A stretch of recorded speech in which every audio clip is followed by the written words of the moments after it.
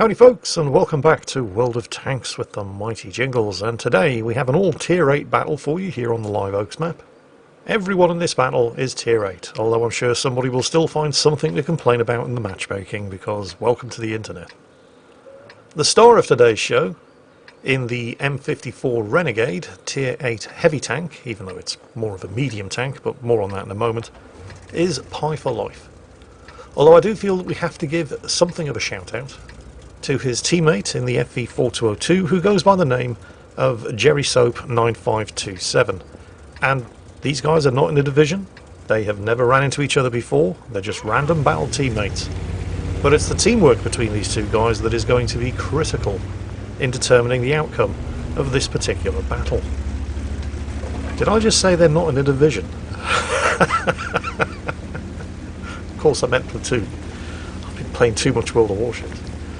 Ah, don't worry, I'm sure nobody will notice. No need to go back and edit that out. Right, anyway, the M54 Renegade. Premium tier 8, technically heavy tank, but, well, really more of a medium. It's got shockingly bad hull armour for a tier 8 heavy. And the M54 Renegade was actually a prototype designed to replace the M48 pattern. So, what it's doing in the game as a heavy, your guess is as good as mine. I mean, it's got medium tank DPM, medium tank mobility, medium tank performance, but it's a heavy tank. It's just another one of those World of Tanks decisions that doesn't make any sense whatsoever. Particularly since one of the reasons that people buy these premiums in the first place is to use them as crew trainers.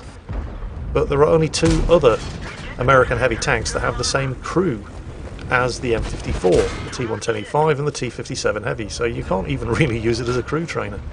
They should have just made it a medium, considering it was a prototype designed to replace an existing medium, the M48, but, well, who knows why World of Tanks makes the decisions that it does. Certainly not me. Honestly, just play this thing like, well, like a tier 8 version of the M48 pattern, because that is pretty much exactly what it is. And you'll be fine. Use the agility, the tough turret, the high DPM and the good gun handling to do pretty much exactly what Pie for Life is doing here. Aggressively poke those ridgelines, but do not hang around waiting to get shot back at, because as is fairly typical of American tanks, on the top of the turret is another turret, that machine gun / commander's hatch cupola, which is absolutely massive and yes, is a weak spot. Yes, it's the traditional curse of the American tanks that usually have quite tough turrets, or at the very least extremely tough gun mantlets, but have these dirty, great big weak spots on top, in a way that you never seem to find on Soviet tanks. So do not hang around waiting for anybody to draw a bead on that cupola and shoot back at you. Use the superior agility for a heavy tank, because it's basically really a medium, to poke that ridgeline, snap the shot with the superior gun handling, and then get back over. Now, despite all of this, Pie for Life has taken a couple of hits here. I think he's only taken 2, but they were rather big hits, so he's down to about 50% health. The team are getting their asses handed to them up in the town, but the situation down here in the south by the railway bridge could still go either way, and that's when the C-45 decides he's had enough of this shit, and he's going for it, and Pie for Life does not abandon him. How many times have you seen this exact situation, or been the one to instigate this exact kind of situation?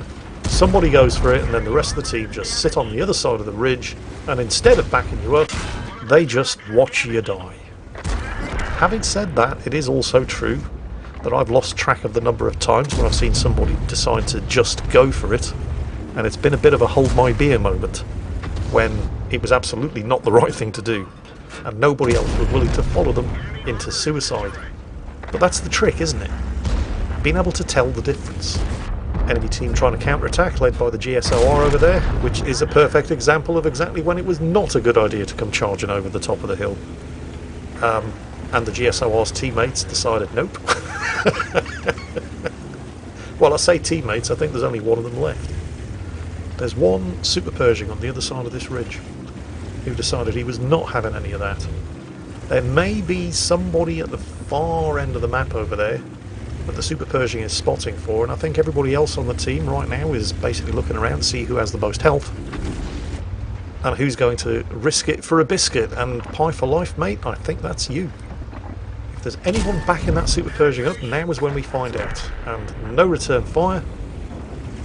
Yep, the C-45 swept around with the STA-2, took advantage of the Super Pershing, looking in Pie for Life's direction, and they got him. Unfortunately, things have not been going too well for the rest of the team. Pie for Life having to make a very difficult decision here. Does he back up the STA-2 and the C-45 and try to maintain the momentum and sweep around the southern end of the map? And the C-45 has just died, so probably not. Or does he head back in an attempt to defend the base? Because the enemy team have overrun the cap circle, although they're not trying to win by capping, and the only things defending it are a Rheinmetall Borsig. Me and my big mouth, the Rheinmetall has just died, so the only things defending it are an FV-4202 and the artillery, and you can guarantee that the artillery isn't going to be doing his own spotting. So it's probably fair to say that right now, the FV-4202 is the most important player on the team, because he's the one doing the spotting here. Even though he's no longer spotting for the artillery, because he just managed to get himself killed. It's now 3 against, ooh, what is that, 7? Yeah. So we know there's a T-28 just to the south of the cap circle, and there's a 50 TP up north there in the railway yard, who's being lit up by that FV-4202. There's a whole lot more than that, it's just these are the only two guys that we actually know about. So staying in the dead ground here, so the T-28 at least isn't going to be any kind of threat. And the 4202 is doing a pretty good job there of using concealment. Oh, somebody's in the cap circle. That could be absolutely anybody. That's really bad news. But it's only going to take one shot to finish off this 50 TP. So come on, big fella, stick your nose out. Going for the hatch, and no. Unfortunate. I mean, the gun handling on this 105mm gun is pretty good, but the accuracy isn't great. It's not terrible, but it's definitely not great. Fortunately, the FV-4202 was able to get the killing shots on the 50 TP prototype. Unfortunately, the WZ-120-1 fake tank was, well, doing exactly what the T-28 was hoping he was going to do, poking over the railway embankment without relocating first and, well, paid the ultimate price for it. That just leaves Pie for Life in the M54 Renegade and the FV-4202, and they're splitting up to try to maximise their coverage of what's on the other side of this embankment. The FV-4202 has found and killed an IS-2 many twos, and there's the T-28. First shot immobilises him, but fails to do any damage. He does not hang around waiting to reload and take the next shot, because the 703-2 and one at least of the Borsigs has just shown up, and that is exactly what they are hoping he was going to do. But in the window when he had them spotted, the FV-4202 was wasting no time, taking them in a crossfire. Aiming for the hatches on top of the T-28, fails to get a penetration, but the 4202 has no such problems. Here comes the 703-2. The 4202 immediately switches fire to back up his lone surviving teammate. The 703, unsurprisingly, doesn't like getting shot at by two tanks at once. Tries to keep Pie for Life between himself and the FV-4202. Pie for Life trying to manoeuvre to allow the FV to help him out, and then realises, hang on, that hull armour at the top there is only 20mm thick. You could overmatch that with a 90mm gun, and I have a 105mm gun. So he takes care of the 703 himself. An extremely brave Borsig there, although perhaps there is a method to his madness. Then again, perhaps not. Yeah, let's call it brave. The 4202 running up a bit of a cricket score here.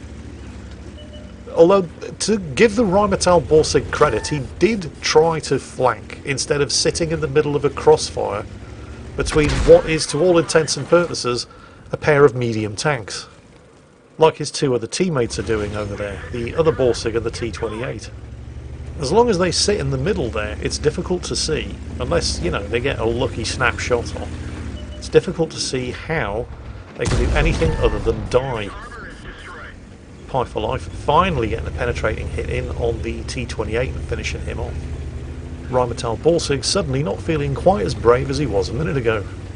But possibly he realises that he's going to have to expose himself to a crossfire from the FV-4202 to get over this embankment.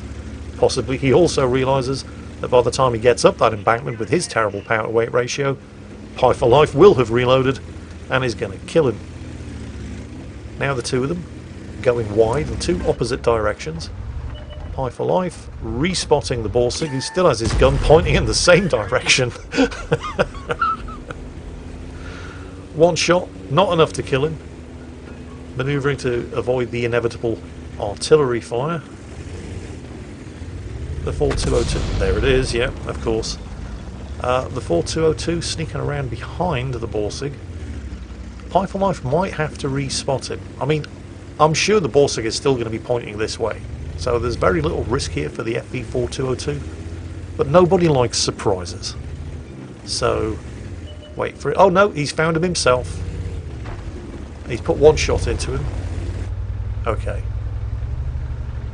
Teamwork, kids. Gives the enemy something else to shoot at. Never underestimate its value. And that, of course, just leaves the enemy artillery. And I am willing to bet that he's going to be in one of two places. Here on the Live Oaks map, around about here, there are some, they're not quite holes, depressions in the ground. And Artie does like to hide in them, because they are basically natural, pre-dug artillery fire pits. If you can't find them there, I know Akazuki, I know, I said there are two places, I'm going to tell them the other place. If you can't, alright, calm yourself, kitty. If you can't find them there, Akazuki would like me to tell you that you can usually find them in the trees at the back of the buildings down here. Are you happy now? She's happy now. Of course, there is also one other place you can usually count on finding the artillery on the losing team at the end of a battle. There's a lot of water on this map. But if he was trying to drown himself in the lake, one of them would have seen him by now, so it looks like he is at least going to try and stand and fight. But I'm guaranteeing you he's going to be in one of those two places, as well, artillery players aren't known for having an excessive imagination. It's just a question of who's going to find him first. If he's down here, it's going to be Pi for life. If he's in those natural fire pits, it's going to be the FV4202. Place your bets. Oh, it's going to be the FV4202. It's going to take him two shots though. And there's one. And it's a shame because this would have been a top gun for Pi for life if he'd managed to get that sixth kill. Ooh, bit of a lag spike there. Not that it matters. Artillery dead. And even though it would have been a top gun for Pi for life, I'm pretty sure he doesn't begrudge his teammate his fifth kill. Because honestly, these two guys worked so well together. Their finishing on 5 kills apiece, I think, is just poetic justice. So some vintage teamwork on display there between Pi for life in the M54 Renegade and Jerry Soap 9527 in the FV202. Remember kids, teamwork in World of Tanks is a free consumable. It costs neither gold nor credits. Take advantage of it while you can before Wargaming figure out a way of putting a price tag on it. That's it for today. I hope you enjoyed it. And as always, take care, stay safe, and I'll catch you next time.